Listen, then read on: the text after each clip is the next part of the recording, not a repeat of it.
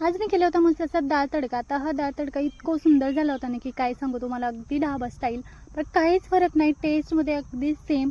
आणि इतकं आवडलं होतं ना की सगळ्यांना, की काय सांगू तुम्हाला, मी सांगू शकत नाही शब्दामध्ये. अगदी सगळ्यांना, मिस्टरांना, मुलांना.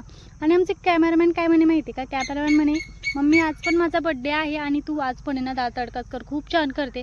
म्हटलं ठीक आहे बाबा. पण म्हटलं आज नको बाबा, आज आहे ना मला आहे ना हॉटेलवरनंच आणावं लागेल, कारण आज उशीर आहे. पण मी हा जो डाळ तडका केला होता, ही रेसिपी कालची आहे बरं का, काल केलेली. पण इतका सुंदर झाला ना की सांगू शकत नाही शब्दामध्ये बरं का. असा जर डाळ तडका करायचा असेल तुम्ही नक्की रेसिपी पहा. आता ते प्रत्येकजण असंच करतात, म्हणजे मीच करते असं नाही बरं का. पण काही काही वेळेस आहे ना, काही की छोट्या छोट्या गोष्टी आपल्या चूक होत असतात. पण मी कसं केलं होतं ते तुम्हाला दाखवते. मी ना पहिल्यांदा ही डाळ आहे ना 3 डाळ मिक्स केल्या होत्या. तूर, मूग आणि मसूरची डाळ. तिन्ही डाळी सेम प्रमाणात घेतल्या होत्या आणि मस्तपैकी 1-2 पाण्याने धुवून घेतल्या. आणि आता सध्या गॅसचा तुटवडा आहे आणि तसंही आपल्याला डाळ जर लवकर शिजवण्याची असेल ना तर ही ट्रिक नक्की वापरून पहा. डाळ 1 तास किंवा 2 तास पाण्यामध्ये भिजत ठेवा, तुमचं म्हणजे जसं तुम्हाला वेळ असेल तसं. मी 1च तास ठेवलेली होती, कारण ती जर भिजत ठेवली ना ती पटकन शिजते यासाठी. आता यामध्ये मी ना थोडंसं मीठ, हळद आणि तेल मिक्स केलं आणि ना ती मस्त अशी शिजवून घेतली. आता फक्त व्हिडिओ करण्यासाठी म्हणजे तडका देण्यासाठी मला खूप उशीर झाला होता, तर तितकं समजून घ्या. तेलामध्ये मस्त जिरे, मोहरी, कढीपत्त्याची फोडणी देऊन घेतली आणि त्यानंतर कांदा खूप मस्त असं मी बारीक केला होता, असं मोठं मोठं अजिबात ठेवलेला नव्हता. चांगलं मिक्स करून घेतलं आणि त्यामध्ये हा 1 टोमॅटो पण टाकलेला होता. आता मला हा डबल तडका द्यायचा होता, पण ते जमलं नाही. आणि ना खरंच यासाठी खूप टेन्शन असतं. मी डब्यावर डब्बा ठेवून त्यावरती बॅटरी आणि वरती म्हणजे संध्याकाळी शूट केलं, समजून घ्यावा.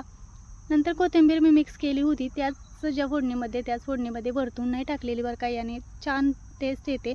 आता यामध्ये जास्त काही नाही टाकणार, फक्त थोडीशी पुन्हा 1 चिमूटभर हळद टाकणार आहे, कारण अगोदर मी हळद शिजताना टाकलेली होती, त्यासाठी हळदीचं प्रमाण थोडंसं कमी.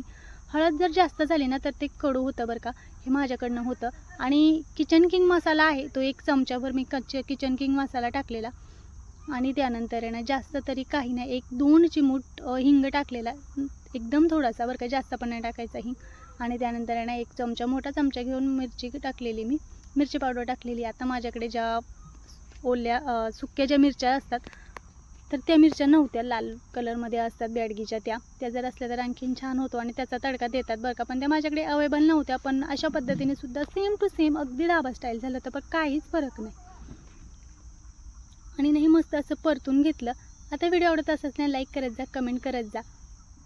आणि मस्त अशी डाळ त्यात मिक्स करून घेतली होती बरं का. आता वेळेअभावी माझ्याकडून डबल तडका देणार होती मी, पण ते जमलं नाही मला. पण खरंच इतकं सुंदर झालं होतं ना, सेम टू सेम, म्हणजे मी सांगू शकत नाही शब्दामध्ये, इतका छान झालं होतं. आणि त्यातल्या त्यात चुलीवर तर त्याची चव तर अप्रतिम लागत होती, काही विचारू नका. आणि यामध्ये ना अजून मी थोडंसं पाणी मिक्स केलं होतं आणि ढाबा स्टाईलच ठेवली होती, अगदी असं आपण घरी जो करतो आपण तसं अजिबात नव्हतं केलं बरं का.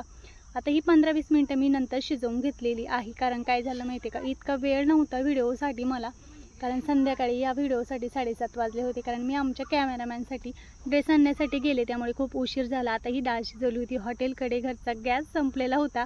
म्हणजे इतकं टेन्शन असतं ना की यातून जो व्हिडिओ करत असते त्याला पाहिलं, लाईक केलं ना तर खूप छान वाटतं. पण जर व्हिडिओला व्ह्यूज आले नाही ना तर मग असं वाटतं की बाबा काय व्हिडिओला व्ह्यूज येत नाही, करावी की नाही.